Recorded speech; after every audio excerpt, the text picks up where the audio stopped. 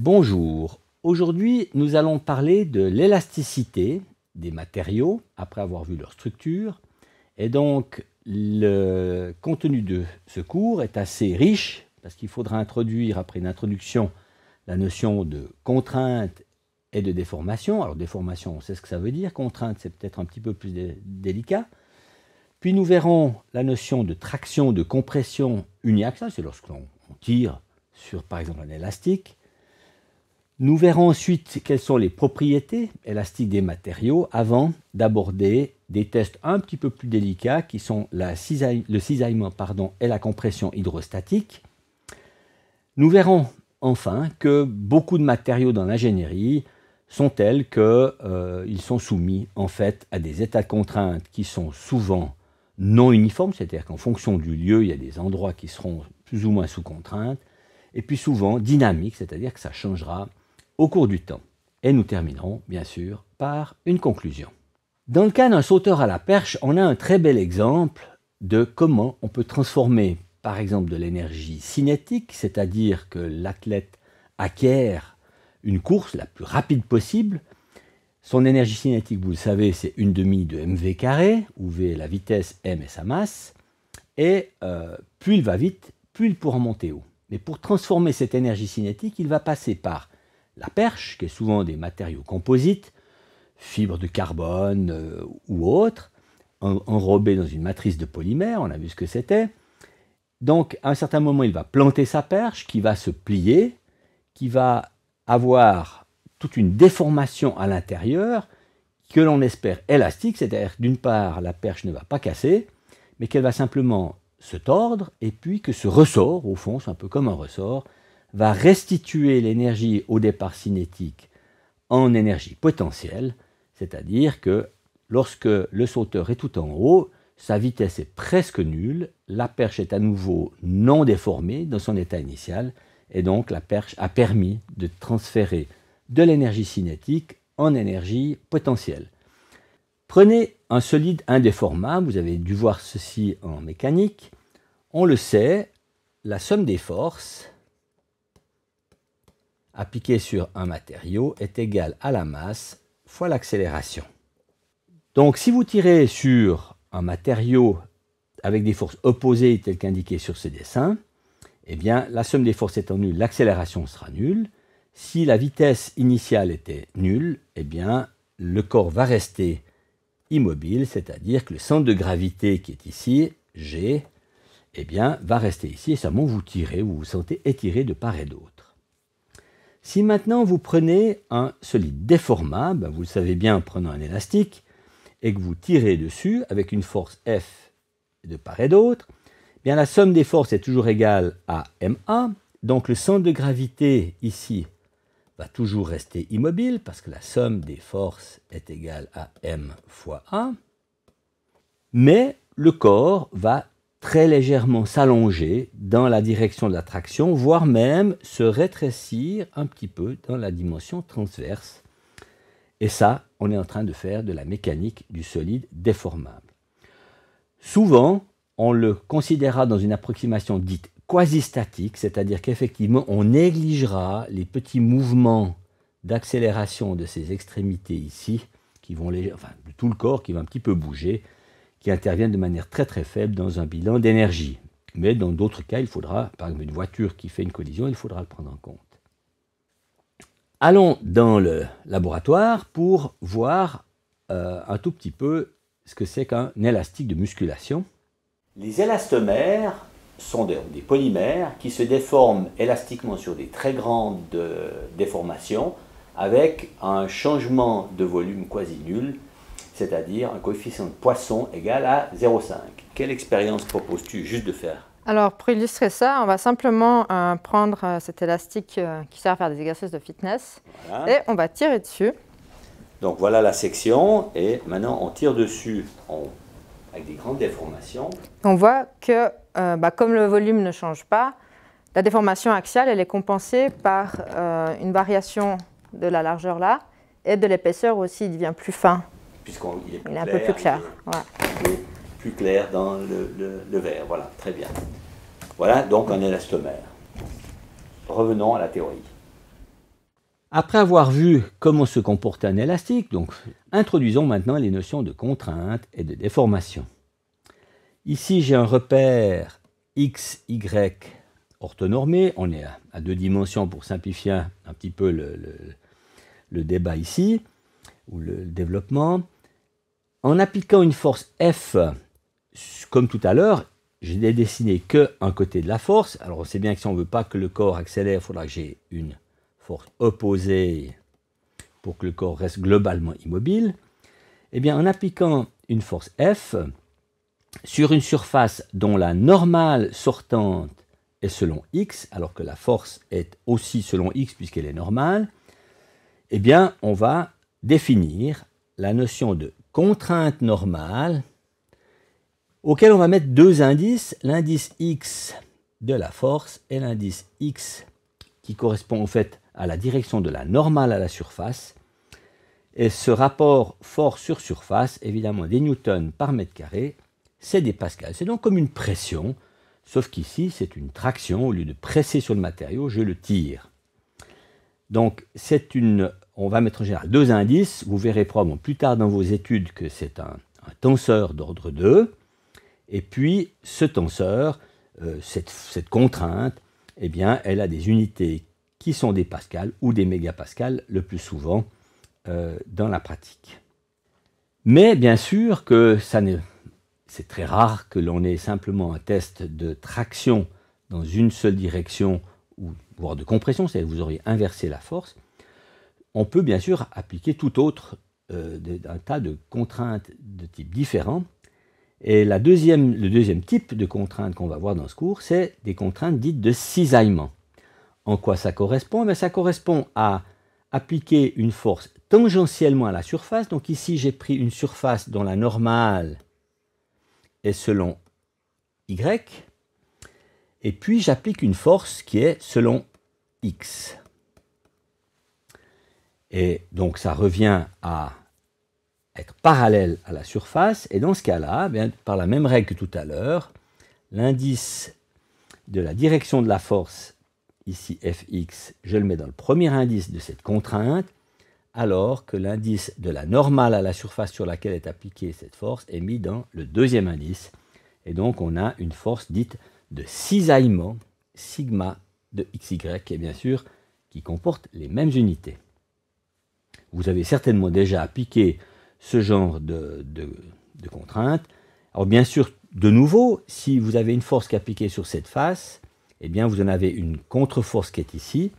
En principe, vous savez très bien que si vous appliquez une telle force, la somme des forces est nulle, mais pas la somme des moments par rapport au centre de gravité qui serait là. Et donc, le corps aurait tendance à tourner. Donc, il faut empêcher sa rotation. Donc, ça, c'est ce qu'on appelle du cisaillement simple. Vous avez imaginé, par exemple, vous avez collé la face inférieure sur un substrat, ou bien vous l'appliquez entre 2 plaques parallèles. La plupart du temps, il faudra, pour faire un vrai cisaillement, il faudra appliquer encore les mêmes forces sur ces faces ici, pour que le tout soit parfaitement symétrique et ne bouge pas. Mais on ne va pas rentrer trop dans le détail, je dirais, retenez simplement qu'une force cisaillement, une contrainte de cisaillement, c'est une force appliquée tangentiellement à la surface et qu'elle a aussi, comme la contrainte normale, 2 indices. Parlons maintenant des déformations. Alors bien sûr que si vous prenez un élastique et que vous tirez avec une contrainte dans le sens x, ici, c'est de la traction qu'on appelle uniaxiale, la force n'a qu'une composante selon l'axe x, eh bien vous savez que les corps vont s'allonger. Ici, on a dit qu'ils s'allongeaient de delta Lx, et donc, évidemment, si vous prenez 1 mètre et qu'il s'allonge de 1%, c'est-à-dire qu'il va faire 1 mètre et 1 cm, eh bien, si j'avais pris un corps qui faisait 2 mètres, il s'allongerait de 2 cm, au prorata pour la même force appliquée. Donc, on va définir un allongement relatif, qui n'est rien d'autre que la déformation, ici, epsilon xx, qui est l'allongement normalisé par la longueur initiale. Mais ce qu'il faut retenir aussi, c'est que beaucoup de corps, lorsque vous tirez dans une dimension, ils ont tendance à se rétrécir dans l'autre dimension. donc être négatif. Alors, ce n'est pas tous les corps qui font ça. Certains même ont tendance à se dilater suivant leur structure interne. Là, encore une fois, on ne va pas trop en parler. Mais si vous avez une dimension selon l'axe Y qui est L0Y, eh bien, on peut définir une deuxième déformation, epsilon YY, qui est, dans ce cas-là, le rétrécissement. Donc, delta LY serait négatif, normalisé par la largeur initiale, et enfin la dernière composante si on est à 3 dimensions. Donc en fait, si on applique une traction uniaxiale, c'est-à-dire une force dans une seule dimension, il y a une déformation dans le sens de la traction, mais il y a aussi des déformations dans les dimensions transverses. Et bien sûr, pour un matériau qui serait ce qu'on appelle isotrope, c'est-à-dire dont les propriétés ne dépendent pas de l'orientation, eh bien, il n'y a pas de raison de se contracter différemment selon l'axe Y ou selon l'axe Z. Et vous avez donc cette propriété qu'epsilon YY sera égal à epsilon ZZ. Mais ce n'est pas le cas, bien sûr, d'un matériau qui ne serait pas isotrope. Alors, dans quel cas a-t-on un matériau isotrope? C'est lorsque le matériau n'a pas de structure interne. On a vu que c'était en général souvent des cristaux. Pas de structure interne, alors ça serait un verre, par exemple. Ou alors, il a une structure interne, c'est un cristal, mais il y a tellement de grains que les grains font une moyenne statistique sur l'ensemble de la pièce qui feront que le résultat global est isotrope, c'est-à-dire indépendant de l'orientation dans laquelle on tire. Si maintenant je prends ma force de cisaillement, c'est-à-dire que j'ai pris une force selon X, que je l'applique selon une normale ici qui serait selon Y, c'est-à-dire qu'on a une contrainte sigma de XY, ben vous savez très bien ce qui arrive, c'est que si vous cisaillez un objet, eh bien, il a tendance à partir avec un certain angle ici, c'est-à-dire qu'il va se déplacer, pas se déplacer, se cisailler, c'est le cas de le dire. Et en fait, on va dire, ben, finalement, la déformation de cisaillement, epsilon xy, eh bien, c'est le petit allongement delta Lx normalisé par la distance perpendiculaire sur laquelle on a mesuré ce delta Lx sur S0y, et il y a un facteur 1/2 qui, vous le verrez probablement plus tard en ce qu'on appelle la mécanique des milieux continus, fait que ce tenseur, de nouveau ça va être un tenseur des déformations, est cohérent d'un point de vue de la mécanique. Donc, et on va retrouver ce facteur 1/2 tout à l'heure lorsqu'on parlera du module de cisaillement. Donc, on a introduit une déformation de cisaillement, vous voyez qu'elle a les mêmes indices tout à l'heure que la contrainte de cisaillement, elle a deux indices, x, y, qui ne sont pas les mêmes, qui nous permettent de voir que c'est tout de suite une déformation en cisaillement, qui en fait mesure rien d'autre. Delta Lx sur L0y, ben c'est la tangente de cet angle, je vais dire alpha, et la tangente d'alpha lorsqu'alpha est petit, c'est à peu près alpha, donc ceci c'est proportionnel à alpha sur 2, donc la variation d'angle, c'est un parallélépipède rectangle tout à l'heure, après déformation, il est plus tout à fait rectangle. La propriété des matériaux, on utilise pour mesurer les propriétés, on utilise souvent une machine de traction. En quoi consiste une machine de traction? Eh bien, elle a une partie qui est fixe, dans laquelle on peut fixer un échantillon dans la partie inférieure, elle a une partie supérieure dans laquelle on va mettre l'autre extrémité de l'échantillon, c'est un peu comme un engin de torture, et puis on va faire déplacer selon l'axe vertical à une vitesse donnée, on va tirer, mesurer l'allongement relatif de ce qu'on appelle une éprouvette de traction, et puis tout en mesurant la force avec laquelle il a fallu tirer. Exactement comme pour un ressort, vous prenez un ressort d'une certaine longueur, vous lui mettez un poids, il s'allonge d'une certaine grandeur, vous mesurez la relation entre le poids et l'allongement relatif, et puis vous mettez un poids 2 fois plus grand, et ainsi de suite. Ben là, c'est la même chose, mais on le fait en général en continu. Donc, on va supposer que la contrainte est uniforme dans toute la partie centrale de ce qu'on appelle le fût de l'éprouvette, mais pour voir ceci, allons dans la salle d'expérience, pour voir un vrai test de traction. Pour tester les matériaux, leurs propriétés mécaniques, on utilise souvent une machine de traction, telle que celle-ci. Bon, ça c'est une machine très simple pour l'enseignement. Donc on fixe un échantillon entre deux morts qui pincent l'échantillon et on peut faire deux lectures. Donc ici on a la lecture du déplacement, qui est en fait ce qu'on impose, donc qui est directement avec le moteur électrique. Et ici, on a la lecture de la force, donc un affichage qui va être en newton. Et comment on impose un déplacement, les éprouvettes, en fait, la section, enfin la longueur de fût, le fût, c'est ce qu'on appelle, c'est la partie vraiment qui est testée, donc qui est plus petite, parce qu'on veut la localiser, la déformation. Donc cette longueur-là, elle est calculée pour qu'on ne dépasse pas la force maximale de la machine. Qui ici est 2500 newtons, c'est-à-dire 250 kg force à peu près. Et donc c'était calculé au départ pour, bien sûr, ne pas endommager la machine. Alors, on peut montrer cet échantillon qui est, je crois, du polypropylène. C'est ça, oui. Alors on va commencer avec celui-là. Donc là, je vais juste lancer le déplacement. Donc on voit ici que ça augmente. En même temps, on a la force qui augmente. 40. Et là, si on s'arrête, et qu'on retourne en arrière. Si on est linéaire, on devrait revenir 0 on à vient 0. à notre point 0. Voilà, on est presque en compression. Ouais. D'accord. Et que se passe-t-il si on dépasse une certaine limite, c'est-à-dire qu'on va trop loin donc là, on a au fond testé le module élastique de la rigidité de ce matériau. Oui. Que se passe-t-il si on va trop loin? Alors, si on dépasse, on va essayer aussi. Il y a de toute façon un arrêt d'urgence, si jamais. Je suis à 10 mm par minute. On voit la force qui arrive à 200 newtons. Jusqu'à combien on peut aller? Jusqu'à 2500. On a encore un peu de marge. Oui, on peut aller. On peut aller un peu plus vite. 500, 600. Et là, on est déjà à 5 mm d'allongement sur cette petite distance. C'est déjà une grande déformation. Là, on est à 1000 newtons, donc 100 kg force. Puis là, ça reste à peu près... On voit que ça augmente moins vite. Ça reste à peu près constant. Donc là, en fait, le fût est en train de se rétrécir.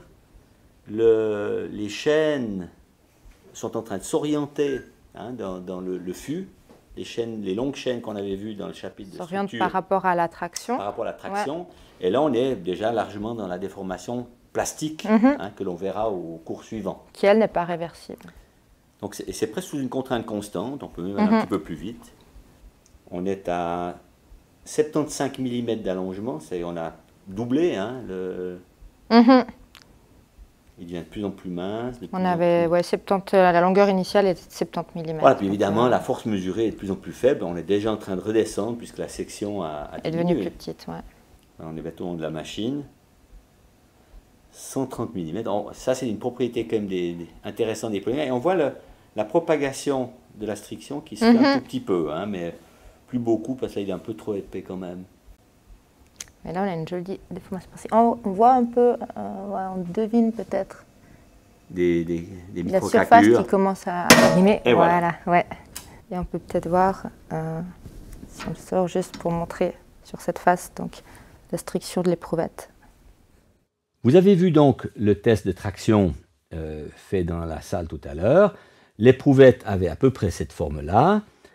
Vous avez des indices de référence pour savoir l'allongement, ça va se déformer essentiellement dans le fût qui est ici, de l'éprouvette. Elle a une section dans ce fût qui est donnée par F, donc la contrainte sera F sur S. On a laissé tomber les indices, mais en fait ça serait Fx sur Sx. Remarquez que la section elle est là, c'est une contrainte interne parce qu'en fait, sur tout endroit, vu qu'on est dans l'approximation quasi-statique, la force est la même partout.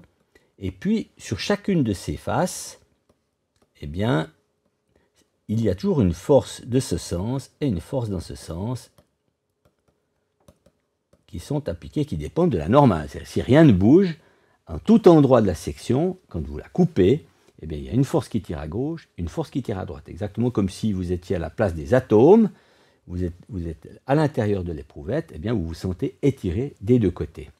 Et donc en mesurant cette contrainte, sigma xx, et puis en mesurant l'allongement relatif delta Lx sur L0x, eh bien on peut ainsi obtenir une courbe de traction, c'est-à-dire voir comment l'éprouvette se déforme sous une contrainte donnée. On obtient ainsi une courbe. Voici la contrainte, sigma xx. Force sur surface, voici l'allongement relatif, delta Lx sur E0x. Et si on parle d'élasticité linéaire, c'est qu'on va avoir une relation linéaire entre cette contrainte et la déformation qui s'exprime sous cette forme. C'est que la contrainte est égale à E fois epsilon xx, où E, ici, est le module d'élasticité, aussi appelé module de Young. Les Anglais souvent appellent ça module de Young, et en français on dit souvent module d'élasticité. Alors, ce qu'il faut remarquer, c'est que c'est une mesure quelque part de la rigidité du matériau, c'est-à-dire qu'un matériau est d'autant plus rigide qu'il faut appliquer une contrainte élevée pour le déformer un tout petit peu. Donc un matériau très rigide serait comme ceci, avec une pente très élevée, c'est-à-dire qu'il faut appliquer tout de suite une force très très élevée pour avoir une petite déformation. Et puis un matériau peu rigide serait un matériau dont la pente à l'origine est relativement faible.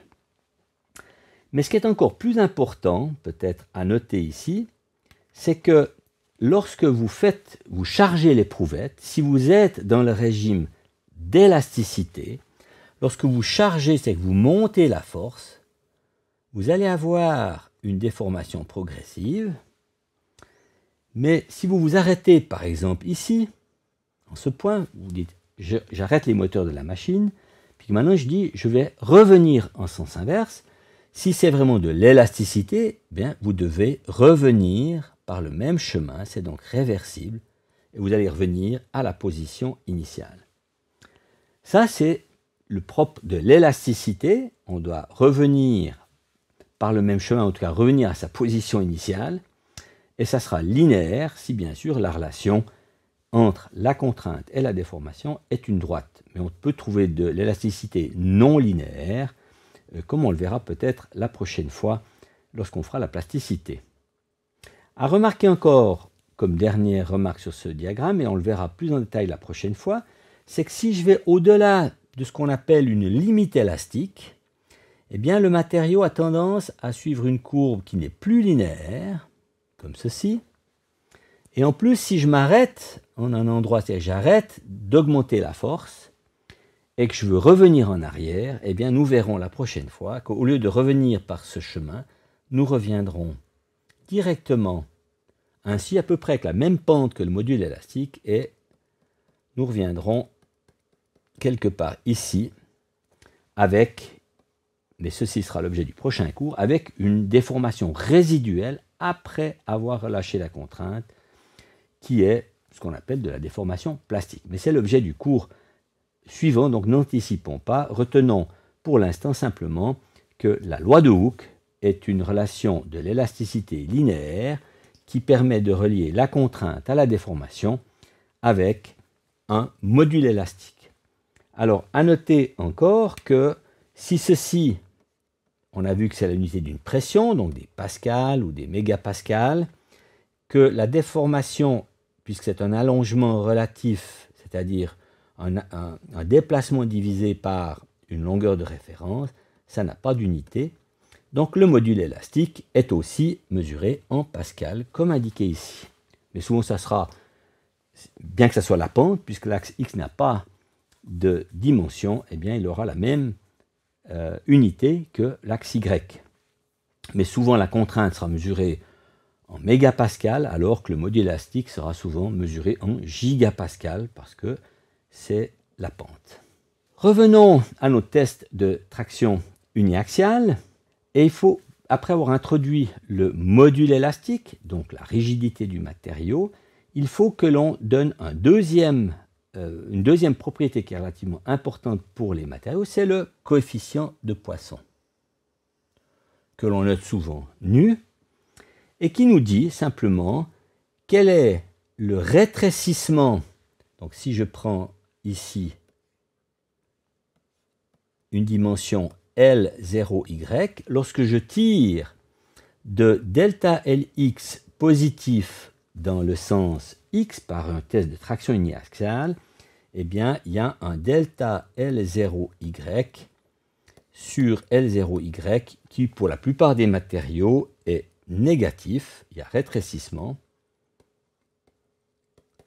dans la dimension transverse, et on avait dit tout à l'heure, si le matériau est isotrope, epsilon YY sera égal à epsilon ZZ.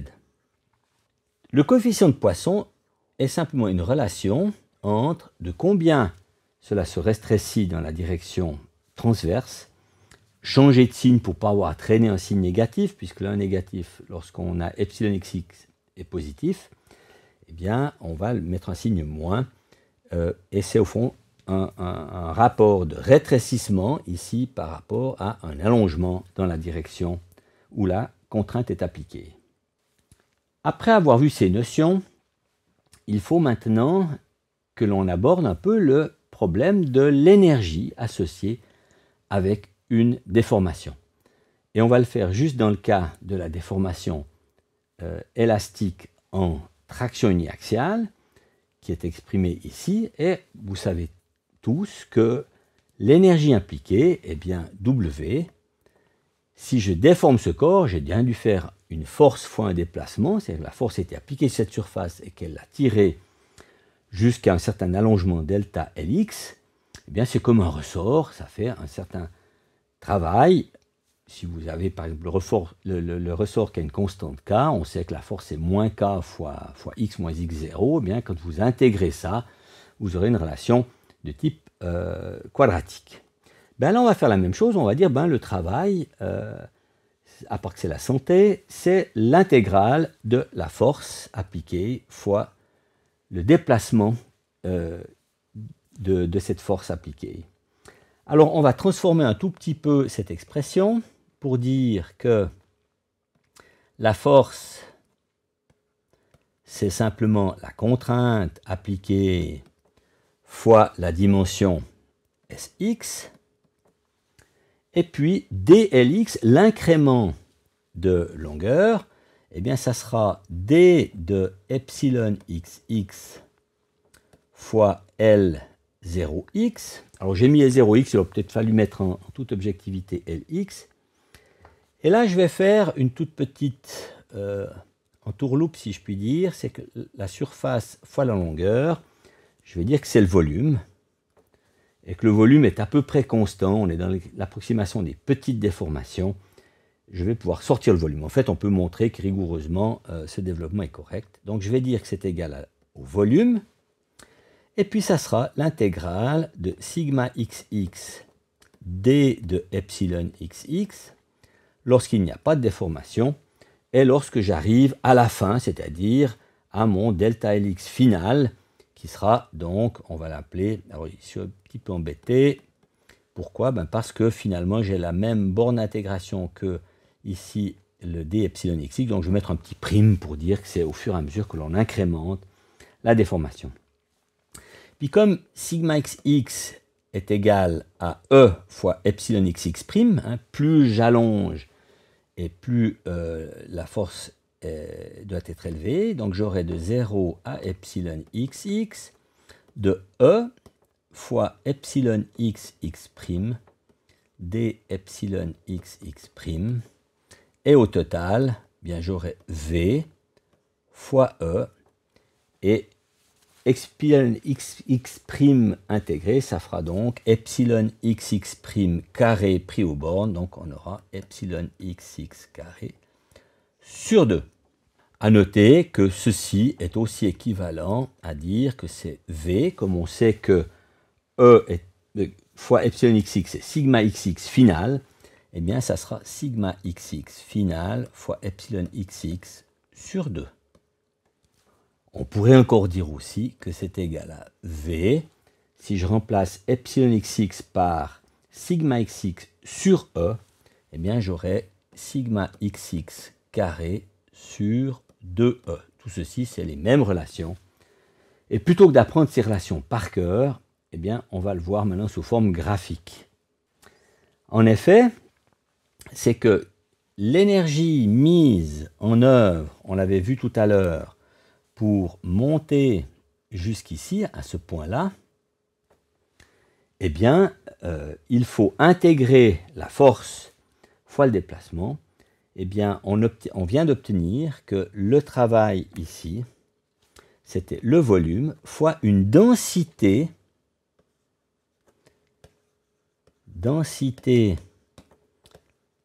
d'énergie de déformation,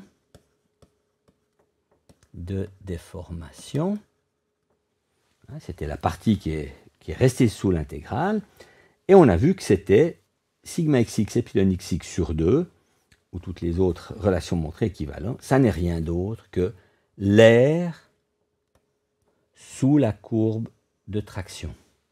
Et c'est effectivement une relation aussi quadratique, puisque, comme pour le ressort, on est dans une approximation tout à fait où la force est proportionnelle au déplacement. Donc plus je tire fort, plus j'allonge, donc force fois déplacement, et ça mesure ce triangle. Mais en fait, on verra de manière plus générale, lorsqu'on fera la plasticité, que l'énergie de déformation élastique ou plastique, c'est toujours l'air sous la courbe de déformation. Mais retenez bien que c'est une densité de déformation. Alors vous allez me dire, quelle est l'unité? Ici, si on multiplie des pascals, qui est l'unité de la contrainte, fois rien, qui est l'unité de la déformation, on obtient toujours des newtons par mètre carré, qui est des pascals, mais c'est aussi des newtons mètres par mètre cube. J'ai multiplié par mètre en haut et en bas, et ça c'est bien des joules par mètre cube, qui est bien une densité, ce petit w. Et donc, bien sûr, que plus le corps est gros, plus son volume est élevé, pour arriver au même état de déformation, ça va être proportionnel à son volume. Donc, après avoir vu que la densité d'énergie de déformation, c'est l'air sous la courbe de traction, l'air sous la courbe sigma de epsilon, eh bien, on va se poser la question, oui, mais alors, quel est le changement de volume d'un corps, qui serait ici parallélépipédique, lorsque on le déforme? Eh bien, on peut montrer assez facilement que, en faisant le développement suivant, que delta V, c'est-à-dire l'accroissement de volume, c'est le volume après déformation moins le volume initial. Le volume initial, c'est le produit des dimensions non déformées, L0x, L0y, L0z. Le volume final, c'est les nouvelles dimensions. Alors, ces nouvelles dimensions, on peut les développer. La nouvelle dimension, selon x, c'est L0x fois 1 plus epsilon xx. En effet, c'est 1 plus delta Lx sur L0x, ça c'était la définition, je le marque juste ici pour rappel, delta L0x sur Lx. Eh bien, si vous faites ce produit L0x fois 1 plus epsilon xx, vous aurez bien L0x fois 1 plus delta L0x, c'est la nouvelle dimension. Et donc, ceci va multiplier L0y fois 1 plus epsilon YY par le même raisonnement qui multiplie L0Z fois 1 plus epsilon ZZ. Chacune des dimensions est augmentée. Par exemple, si vous tirez, ça crée une déformation de 1%, eh bien, la nouvelle longueur, c'est l'ancienne longueur fois 1 plus 1%. Et là, nous allons utiliser une propriété, et on va faire l'hypothèse qu'on est toujours en petite déformation, c'est-à-dire que epsilon xx, epsilon yy, epsilon zz est bien plus petit que 1. Quand je dis bien plus petit, c'est de l'ordre du pourcent. Alors, quand c'est ainsi, on va pouvoir faire le produit d'abord de toutes les dimensions, L0x, L0y, L0z, qui est l'ancien volume, on est d'accord, c'est égal à V0. Et puis maintenant, je vais développer. Quand vous avez le produit de ces trois parenthèses, il y a le produit de 1 fois 1 fois 1 qui fait 1. Puis il y a le produit de epsilon xx fois 1 qui fera plus epsilon xx. Puis epsilon y qui multiplie 1 fois 1, plus epsilon zz qui multiplie 1 fois 1. Puis après, il y a les produits doubles, c'est-à-dire plus epsilon xx, epsilon yy, plus etc., qui multiplierait 1. Puis il y aura à la fin plus epsilon xx, epsilon yy, epsilon zz. C'est le développement de tous ces termes. Je n'ai pas mis les mêmes parenthèses, excusez-moi, voilà. Donc si ça c'est de l'ordre du pourcent, le produit ça sera de l'ordre du pourcent, c'est-à-dire de 10-4, et puis ici ça sera de l'ordre du pourcent de 10-6. Donc en fait, quand on fait l'approximation des petites déformations, on laisse tomber ces termes, tous les termes ici, et on ne garde que les termes linéaires. Donc on voit que le nouveau volume, c'est égal, alors il faut que je mette ici une séparation, est égal à V0 fois la somme, fois 1 tout d'abord, plus la somme des déformations. Mais en faisant la somme des déformations, on sait qu'on aura epsilon xx, mais que epsilon yy, c'est moins nu fois epsilon xx. Donc j'aurai moins nu epsilon xx pour epsilon yy, puis comme on a supposé que le corps est isotrope, ben, le rétrécissement selon z est le même, donc on aura moins nu fois epsilon xx. Et ici, vous voyez apparaître epsilon xx qui multiplie 1 moins 2 nu. Et au final, quand vous faites v moins v0, le 1 va tomber et nous obtiendrons le résultat qui est indiqué sur la diapositive suivante. À savoir que delta v sur v0, alors j'ai divisé par v0, eh bien c'est la somme des déformations selon les trois axes, on a oublié les doubles et triples produits, ou encore en réécrivant, en utilisant le coefficient de Poisson, que delta v sur v0, c'est la déformation de la traction uniaxiale epsilon xx fois 1 moins 2 nu. La plupart des corps ont un delta v positif lorsqu'on tire dessus, c'est epsilon xx positif, et par conséquent, on n'en tire que, c'est assez logique, si on tire sur un corps, c'est un peu étonnant qu'il augmente de volume au total, et par conséquent, il diminue de volume au total, et donc si epsilon xx, on s'attend à ce que delta v soit positif, donc que le coefficient de Poisson est plus petit que 0,5. Ce n'est pas le cas il y a certains matériaux qui sont très à part, où le coefficient de Poisson peut montrer aussi qu'il est borné de l'autre côté par moins 1. C'est-à-dire que lorsque l'on tire selon x, ça augmente aussi dans les directions x et y, mais nous allons laisser ça de côté pour l'instant. Ce qui est important de retenir, c'est que la plupart des matériaux traditionnels que vous allez utiliser ont un coefficient de Poisson qui est plus petit que 0,5. Et chose particulière, c'est que si nu est égal à 0,5, le coefficient de Poisson est égal à 0,5, delta V sur V0 est égal à 0, puisque vous avez le 1 moins 2 nu dans la parenthèse. Qu'est-ce que ça signifie? Ça signifie que si vous allongez d'un pourcent dans la direction X, vous rétrécissez d'un demi-pourcent dans la direction Y et d'un autre demi-pourcent dans la direction Z, et au total, le changement de volume est nul. C'est le cas notamment des caoutchoucs, qui sont montrés ici, où il y a quelques propriétés d'un certain nombre de matériaux, à commencer par plutôt les polymères, qui sont ici. Voilà, on va mettre le chêne encore dans les polymères, parce que c'est du bois.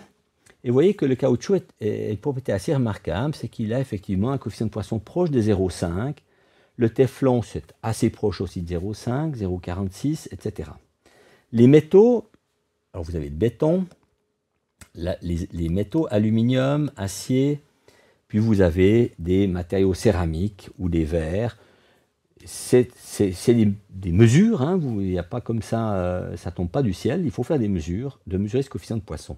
Le module élastique, qui est représenté dans cette colonne ici, eh bien vous voyez qu'en gigapascal, pour un caoutchouc qui est très mou, ça peut être 1 mégapascal, c'est 0,001 gigapascal, mais il y a des caoutchoucs plus rigides, avec 100 mégapascal de pente à l'origine, et puis au fur et à mesure que l'on descend dans cette table, c'est plus ou moins classé selon un ordre croissant des modules élastiques, vous arrivez jusqu'au diamant, 1220 gigapascal, c'est à peu près 6 fois plus élevé que l'acier, très souvent utilisé 200 gigapascal, ou que l'aluminium, environ 70 gigapascal.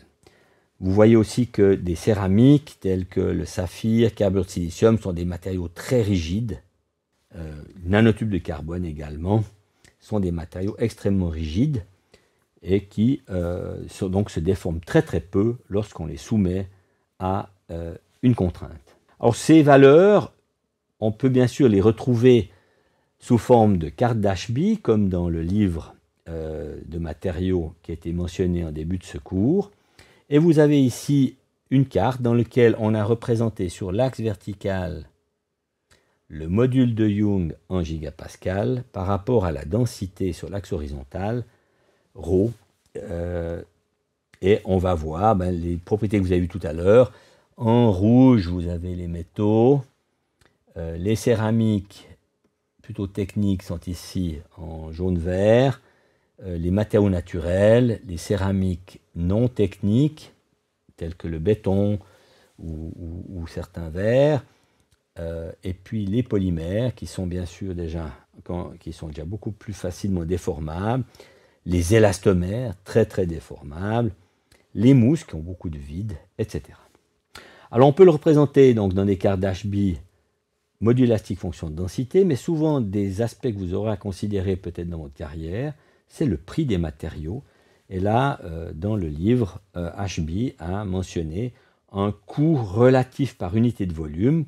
Donc certains matériaux qui étaient très envisageables d'un point de vue de l'application, parce qu'ils sont relativement légers, on verra ça tout à l'heure, la densité est faible, mais ils sont très rigides, ils ont un E élevé, eh bien malheureusement, ils sont effectivement très coûteux. Prenez par exemple le carbure de tungstène, vous voyez que sur son échelle de prix, c'est quelques ordres de grandeur plus élevés que par exemple des aciers qui sont ici.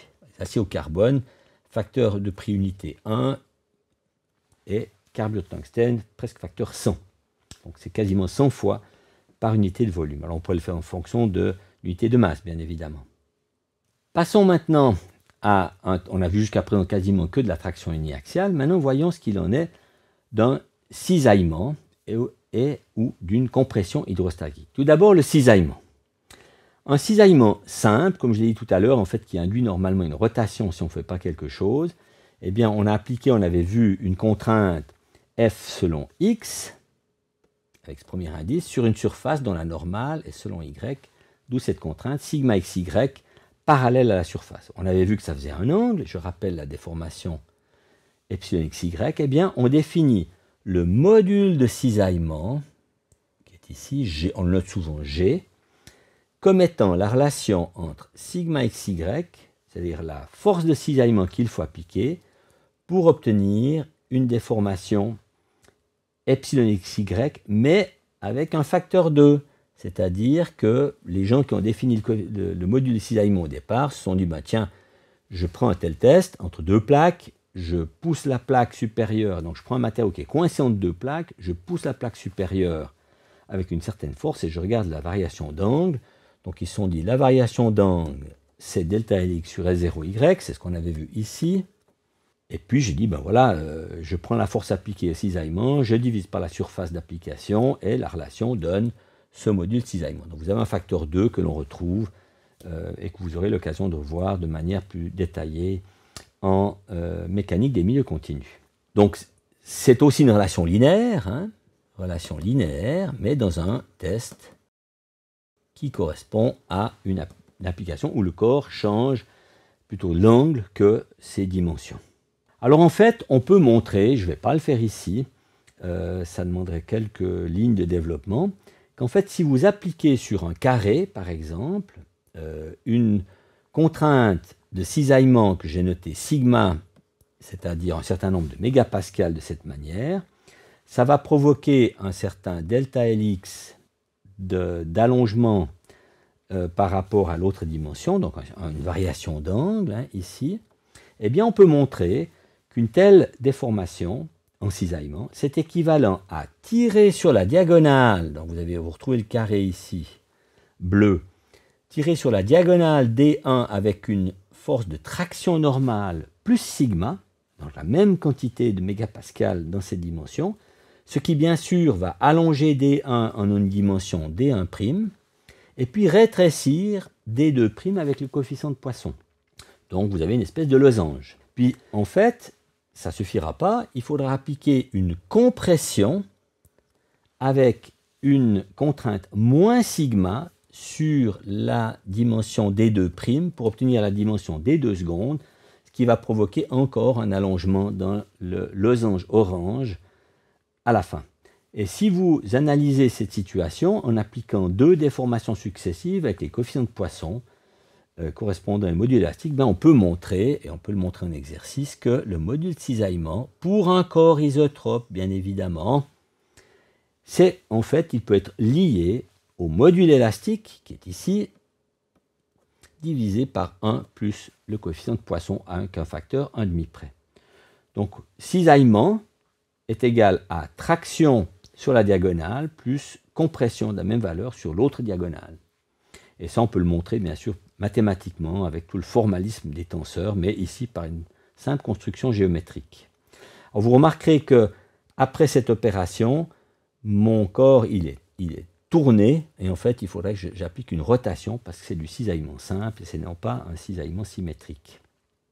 Mais je passe. Retenez simplement de cette dia que le module de cisaillement pour un corps isotrope peut se déduire du module élastique et du coefficient de Poisson. Il n'y a toujours que 2 paramètres à prendre en compte. Pour la compression hydrostatique, qu'est-ce qu'une compression hydrostatique? Eh bien, c'est lorsque vous appliquez, si vous appliquez, vous mettez un corps dans un liquide, en principe, il va subir une pression sur toutes les faces, pression qui sera proportionnelle à la profondeur du corps immergé. Et en fait, on peut montrer que quand vous prenez un tel cube, que vous le mettez dans de l'eau, dans la gravitation, eh bien que l'ensemble, bien sûr, est soumis à une pression sur toutes les faces, mais comme la pression de la partie la plus immergée sera un petit peu plus élevée que la pression sur la face un peu moins immergée, ou immergée à une profondeur un peu plus faible, eh bien ça vous fait une force nette qui est ce que l'on appelle la poussée d'Archimède. Mais si maintenant vous prenez un cube tel que celui-ci, que vous le mettez dans un piston, que vous mettez de l'huile par exemple, et vous appliquez une très grande force sur le piston, en évitant les fuites d'huile, bien évidemment, eh bien l'ensemble de l'huile, en négligeant la gravitation, l'ensemble de l'huile va exercer une pression sur votre corps solide qui est au centre, qui va faire que toutes les dimensions vont se rétracter et faire, si c'était un cube au départ, faire que c'est un cube un petit peu plus petit, toujours si le corps est supposé, ou le matériau est supposé avoir des propriétés isotropes. Alors remarquez tout d'abord que les mécaniciens du solide ont tendance à dire qu'une contrainte est positive lorsqu'elle est appliquée selon la normale sortante du corps, c'est-à-dire que quand on a fait un test de traction uniaxiale, la force était dirigée vers l'extérieur de la surface, alors qu'une compression, la force est opposée à la normale sortante. Les mécaniciens des fluides, évidemment, ils ne vont pas toujours traîner des pressions négatives, donc ils ont tendance à dire que la pression elle est positive quand elle est appliquée sur la surface. Donc vous avez que la compression hydrostatique correspond à appliquer sur chacune des faces de ce cube, ou de ce parallélépipède, une contrainte, sigma xx, qui sera normale et qui sera simplement donné par moins un incrément de pression. Par exemple, si on avait une pression nulle, après une pression de, je ne sais pas, de 1000 mégapascales, de moins delta P sur chacune des faces. Et à ce moment-là, bien sûr, l'ensemble est hydrostatique, ça ne bouge pas, il n'y a pas de poussée d'Archimède, puisque les 3 pressions sur les faces et les faces opposées sont exactement les mêmes. Mais ce qui nous intéresse, c'est de savoir, au fond, dans une telle situation, quelle est la variation delta V. Delta V, évidemment, on va se dire, c'est négatif, c'est plus petit, si delta P est positif, c'est-à-dire que si la contrainte normale sur les faces, elle, est négative. Alors, on peut montrer, de nouveau, là c'est laissé à titre d'exercice, que ce que l'on appelle le coefficient de compressibilité, K, du matériau, qui s'exprime aussi en pascal ou en mégapascal, eh bien, on va mettre un signe moins parce qu'on sait que delta V est négatif si delta P est positif, et on n'a pas envie de traîner des signes dans des propriétés. Donc, on va dire que le coefficient de compressibilité, c'est la contrainte appliquée ou la variation de contrainte appliquée divisée par la décroissance de volume relative, delta V moins delta V sur V0. Donc quand vous faites la division, il viendra moins V0 fois delta P sur delta V. Donc K, je le répète, ça sera l'incrément de pression divisé par le signe opposé de la variation relative de volume. Ce qui fait bien sûr cette expression-ci. Alors on peut le calculer en appliquant successivement, puisqu'on est en élasticité linéaire, la pression d'abord sur la face X, puis la pression sur la face Y, puis la pression sur la face Z. On ne va pas le faire, je vais juste vous indiquer la démarche si vous voulez le faire en exercice. C'est que vous allez faire, tout d'abord, on appliquera delta P sur la face X, et puis on va dire, si c'était un cube, eh bien je vais dire, bien voilà, les dimensions Lx', bien c'était la dimension L0x, on avait dit que c'était 1 plus epsilon xx, mais comme j'ai un epsilon xx qui va être donné par la contrainte sigma xx sur le module élastique, par la loi de Hooke, ben j'aurai moins delta P sur E. Et puis, vous allez faire la même chose sur Ly', ben vous allez dire que c'est L0y fois 1 moins nu epsilon xx, et je vous laisse remplacer la valeur d'epsilon xx par moins delta P sur E. Donc en fait, bien sûr, si vous pressez sur la face X par une pression delta P, les faces Ly' et Lz', je ne vais pas non plus le développer, c'est la même chose. Donc maintenant, vous avez appliqué la pression delta P sur la face X, donc elle rétrécit dans la dimension X, puis elle augmente dans les dimensions Y et Z, et après, vous allez appliquer delta P sur ce corps déjà déformé, delta P sur la face Y. Ça voudra dire que la dimension, je vais commencer par la face Y, puis c'est sur celle-ci que j'applique maintenant la pression, eh bien Ly seconde, par le même raisonnement, ça sera la dimension déjà déformée par l'application de la pression sur la face X, Ly' fois 1 moins delta P sur E, exactement comme auparavant. Et puis vous allez remplacer ce Ly' par cette expression.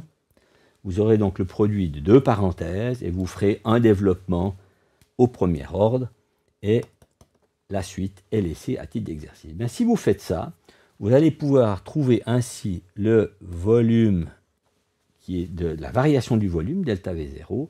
Et lorsque vous aurez fini ces opérations, vous allez trouver que le coefficient de compressibilité, qui, je le rappelle, est donné par moins V0 delta P sur delta V, excusez-moi, je n'ai pas delta V0, j'ai delta V, eh bien, ce coefficient, il est donné par, de nouveau, un rapport entre le module élastique, évidemment, plus le corps est rigide, et plus ça sera difficile de le comprimer, mais là, n'oubliez pas que delta V est au dénominateur, cette fois, et puis, il va y avoir le coefficient de Poisson qui apparaît. Donc, en résumé, par un test de traction, où vous pouvez déduire en même temps la rigidité du matériau, c'est-à-dire le module élastique, le coefficient de Poisson, c'est-à-dire le rétrécissement dans la dimension transverse par rapport à l'allongement dans le sens de la traction.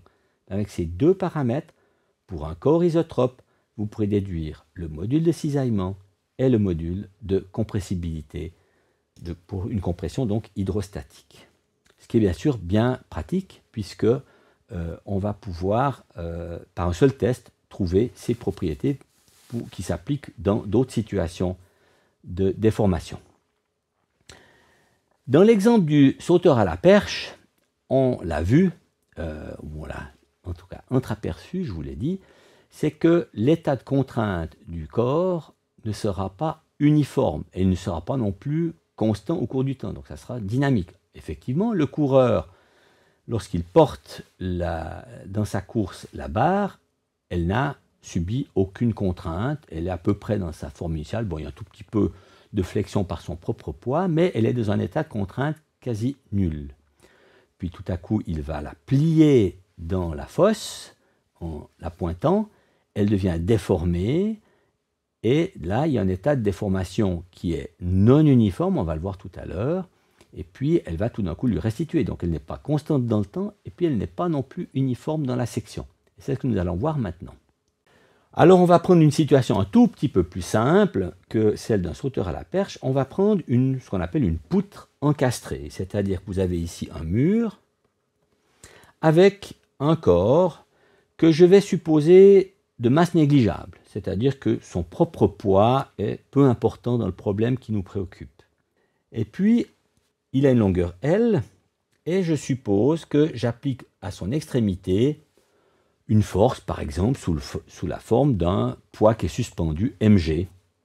Ben, vous le savez tous, qu'est-ce que cela va faire? Eh bien, ça va déformer ce qu'on appelle en flexion ce corps, c'est-à-dire que la pointe, ici, va descendre un petit bout parce que le corps n'est pas infiniment rigide. Si je m'occupe maintenant de quelles sont les forces pour que, finalement, dans la position légèrement déformée, que le corps ne tombe pas ou ne bouge plus, eh bien la somme des forces doit être nulle.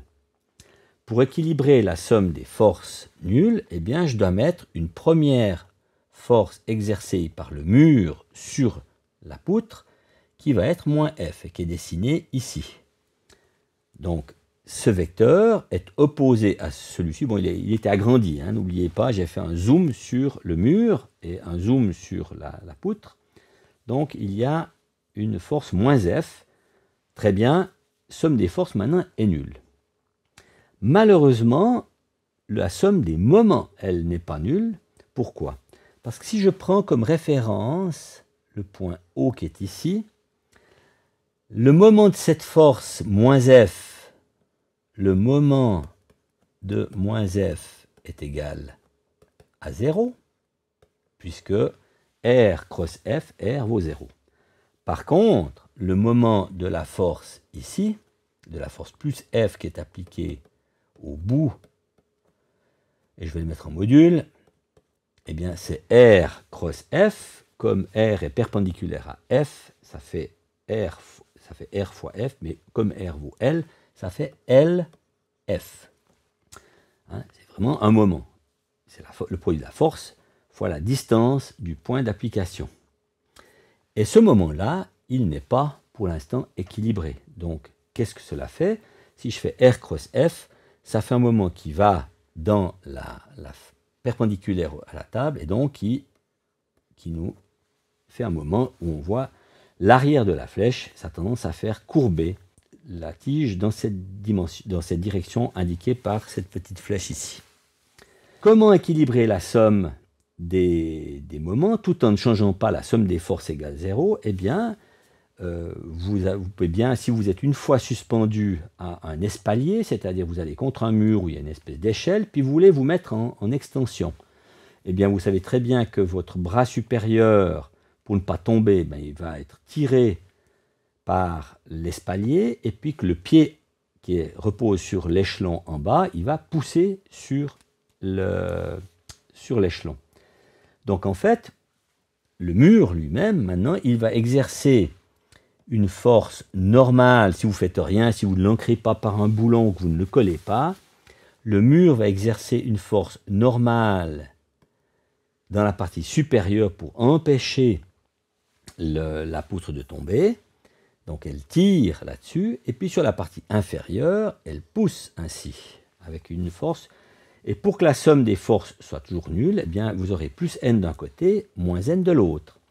Mais vous allez voir, bien sûr, si c'était juste 2 points d'ancrage, il y aurait une force en haut et moins la force en bas. Mais si le tout est collé de manière uniforme, en fait, on va avoir une force qui décroît, comme indiqué ici, par ce trétillé, pour arriver à avoir ici une force nulle et puis une force inversée. Et donc, si on fait maintenant un tout petit calcul, bien, pour faire le développement de la somme des moments égale à 0, on va faire une première hypothèse, c'est que la poutre en question a une dimension rectangulaire. Donc je rappelle l'épaisseur 2e, Et puis, dans l'autre dimension qui est en perspective, je vais supposer que c'est B, histoire de ne pas confondre. Alors, nous avons ici un état, donc on a dit tout à l'heure que le mur devait retenir la partie supérieure et que la partie inférieure, il devait pousser cette barre. Donc on va avoir ici un profil de contrainte à l'intérieur du matériau qui va être représenté par sigma y, c'est une fonction de y, et cette dépendance peut être écrite de la manière suivante, ça sera sigma 0 fois y sur E. En effet, ça traduit bien le fait qu'en haut, on est en traction, c'est-à-dire que si je prends y, qui est l'axe vertical, qui passe et qui a son origine, qui passe par l'axe vertical et qui passe par 0, par O, pardon, et qui vaut 0 en haut, eh bien, si je prends y est égal à E, je me retrouve avec ici une traction plus sigma 0 qui est maximum. Si je prends y égale moins E, j'ai moins sigma 0, je suis en compression dans la partie inférieure. Et puis au milieu, pour y égale 0, j'ai sigma qui vaut 0. Donc si maintenant je veux regarder la somme des moments qui vont être exprimés ici sur des petites tranches, je vais la dessiner comme ceci.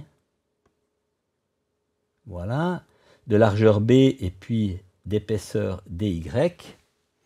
Eh bien, il va falloir que l'ensemble de ces forces équilibre le moment exercé par la force F. On avait vu que MF était égal à F, la force appliquée, fois L, la longueur à laquelle il est appliqué, c'est des newtons-mètres. Et puis, c'est vu que c'est R cross F, c'est un moment qui pointe dans la feuille, comme ceci.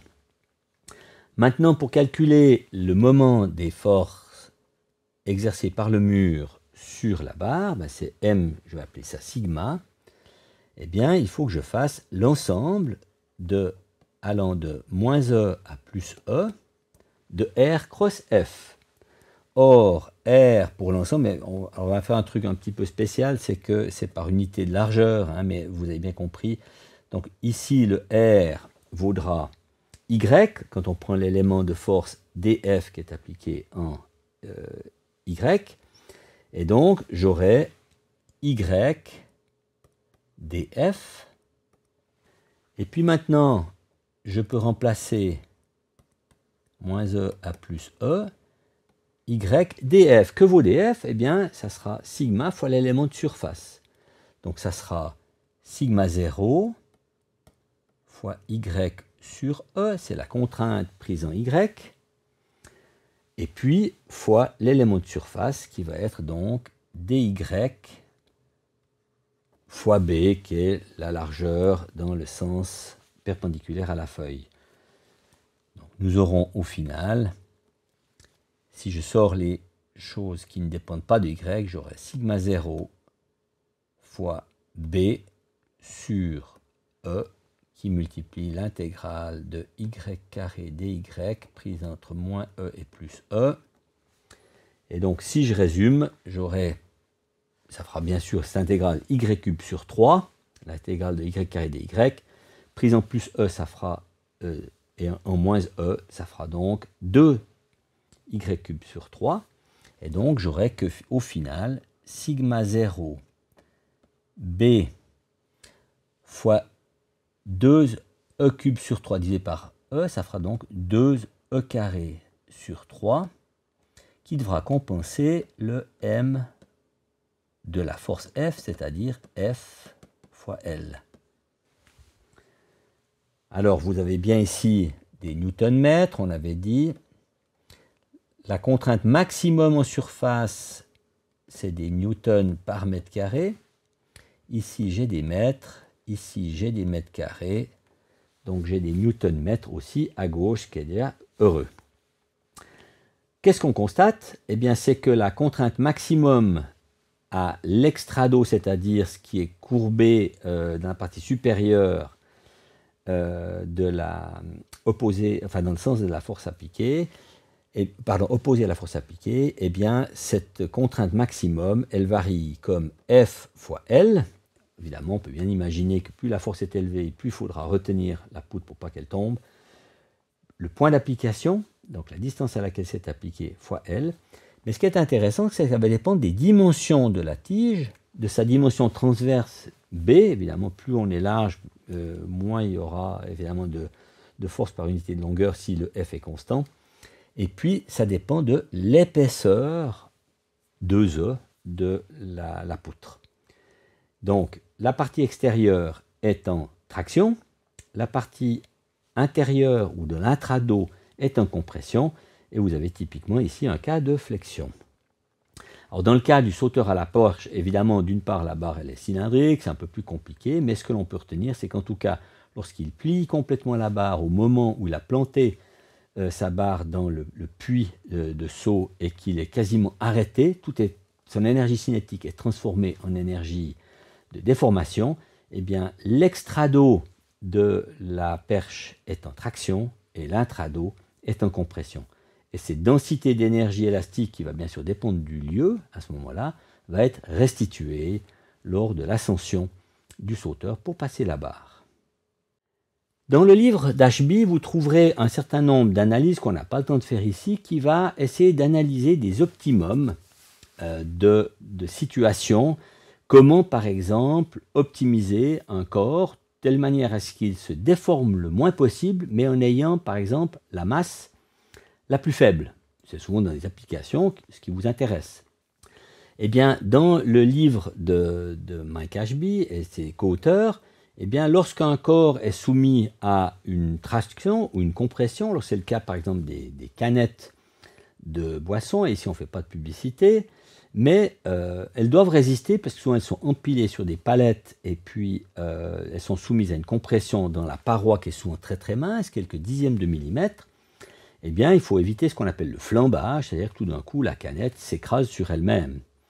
Et donc, on peut montrer que dans une telle situation, le rapport optimum, le minimum de déformation sera donné par le E maximum, et puis le minimum de poids sera donné par le maximum de 1 sur ρ, hein, l'inverse de la densité. Donc il faudra chercher les matériaux qui ont le module élastique le plus élevé, qui se déforme le moins, et puis la densité la plus faible, c'est-à-dire qu'ils ont la masse la plus faible. Quand c'est de la flexion, comme par exemple un pédalier de vélo sur lequel vous appliquez une force ici, alors vous êtes vraiment, hein, si vous imaginez que vous avez bloqué par la chaîne qui est ici autour, vous appliquez une force, eh bien cet axe est soumis à une flexion, c'est-à-dire traction ici et compression là, c'est ce qu'on a traité tout à l'heure. Eh bien on peut montrer que c'est le racine de E sur ρ qui intervient et non pas E sur ρ, pour avoir un pédalier qui aurait la masse minimum tout en ayant le minimum de déformation. C'est-à-dire pour éviter que le cycliste, chaque fois qu'il pèse sur la pédale, il y a une partie de son énergie qui va être utilisée malheureusement non pas pour se propulser, mais pour déformer élastiquement son pédalier. Alors vous allez dire oui, mais déformation élastique, ça pourrait lui restituer l'énergie, mais ce n'est pas aussi simple. On aime bien avoir des corps rigides pour transmettre l'énergie. Et puis en cas de torsion, tel qu'un arbre de transmission, par exemple pour une voiture, c'est-à-dire où c'est en torsion, c'est-à-dire que vous appliquez ici un torque et un torque dans l'autre sens, hein, eh bien on peut montrer que c'est racine de G sur ρ, donc quelque chose qui est aussi du même type que là-bas en haut.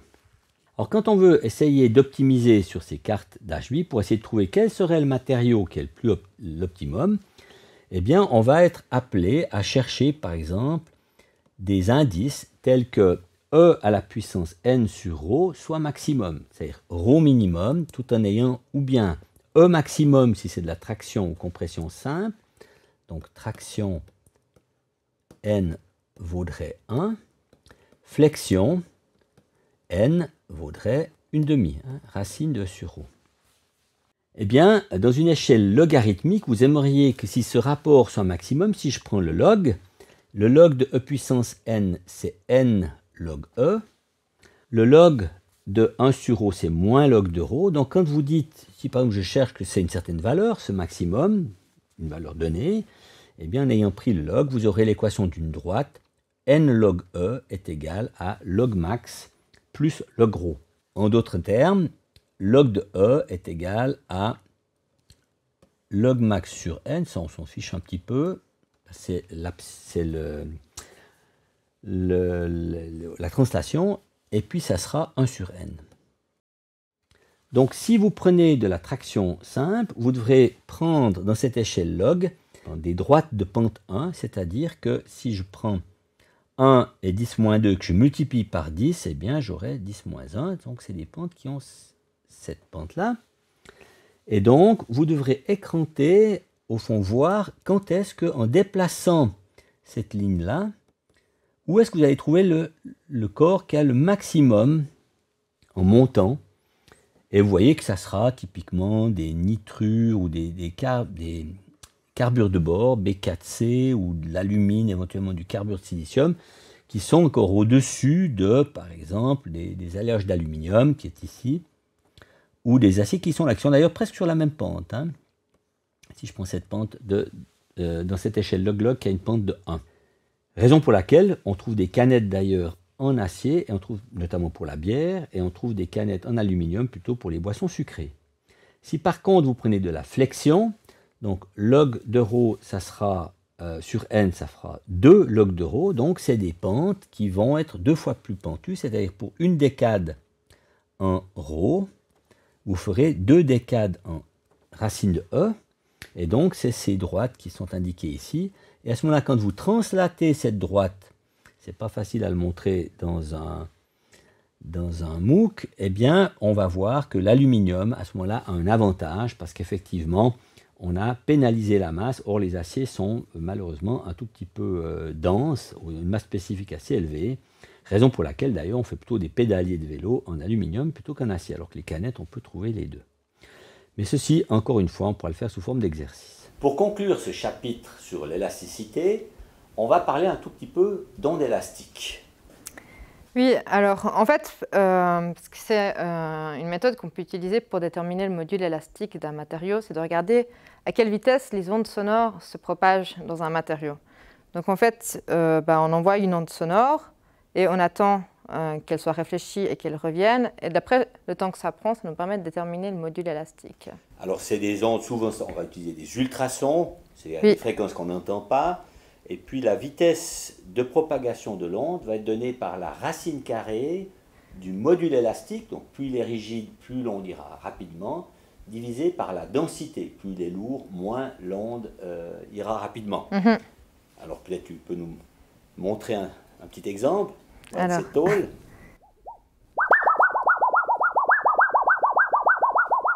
Voilà, alors là on n'est pas tellement dans des ondes libres, on n'est pas en train de mesurer la vitesse de propagation parce que c'est presque une onde stationnaire, où là, en principe, si c'est une corde de piano, je crois que alors là, ça change. Ouais, la vitesse, elle va être proportionnelle, non pas à la racine de E sur ρ, mais c'est à la racine du rapport entre la tension et la masse linéique. Et la masse linéique, c'est-à-dire la densité fois la section, la masse usuelle spécifique fois la section.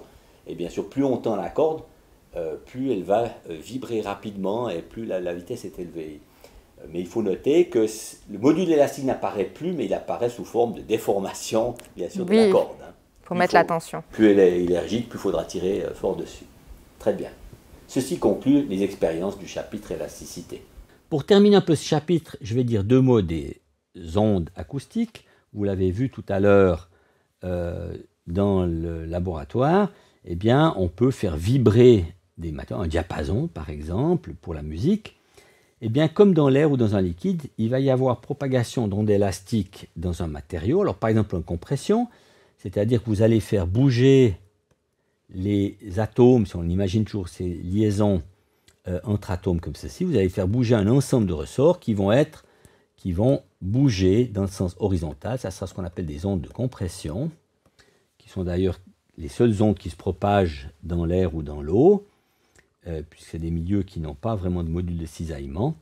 Et puis, il peut y avoir dans les solides des ondes transverses, c'est-à-dire où le déplacement est transverse à la propagation, c'est-à-dire que vous allez faire osciller vos atomes dans une dimension transverse en faisant des chaque fois des sinusoïdes qui vont se balader, etc. Et on peut montrer que la vitesse de propagation des ondes est donnée par le rapport E sur ρ, mais en racine carrée. Et ça nous donnera une vitesse de propagation en mètres par seconde. Vous pouvez vérifier les unités.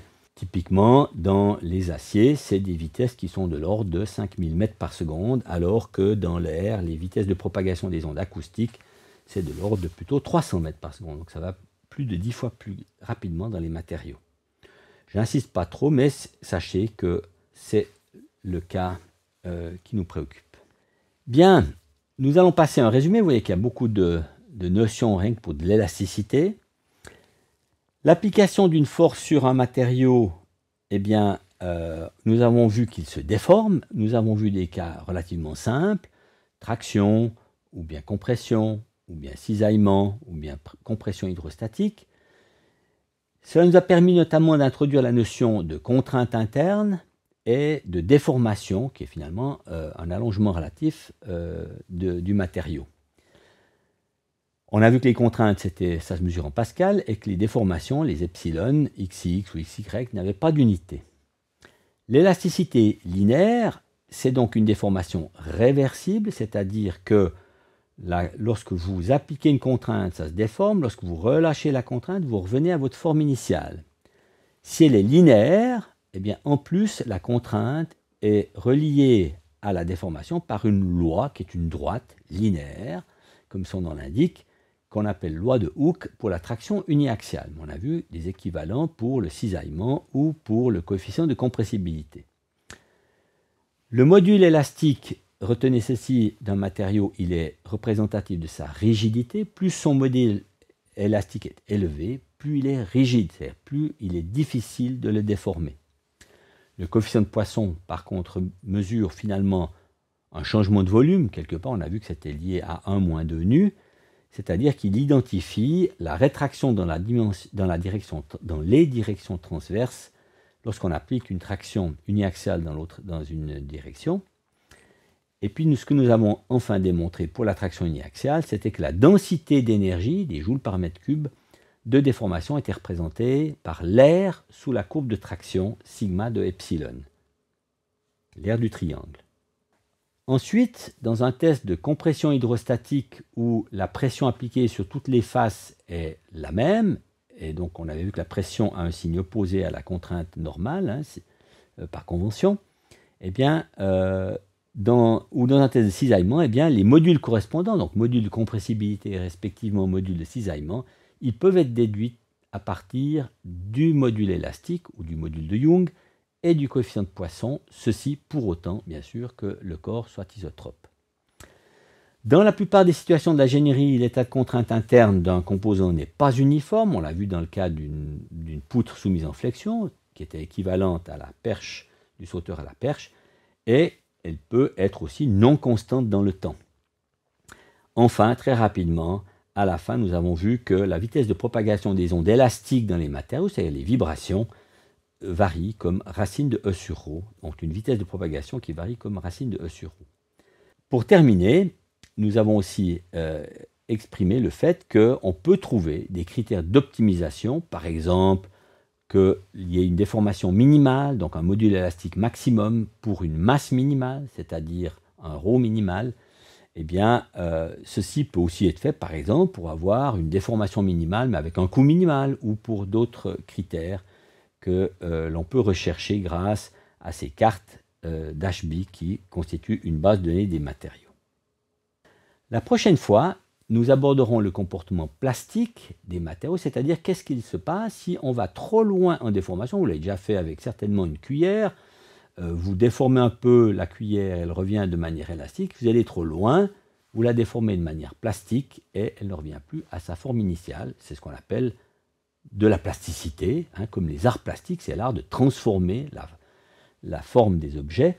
Eh bien, nous verrons qu'au-delà d'une certaine limite élastique, eh bien, il y a un comportement plastique et que le chemin ne sera plus réversible des déformations, c'est qu'on ira par un certain chemin lors de la montée, par exemple, en traction, mais quand on relâchera la contrainte, on ne reviendra pas à l'état initial et il y aura une déformation résiduelle qu'on appellera déformation plastique.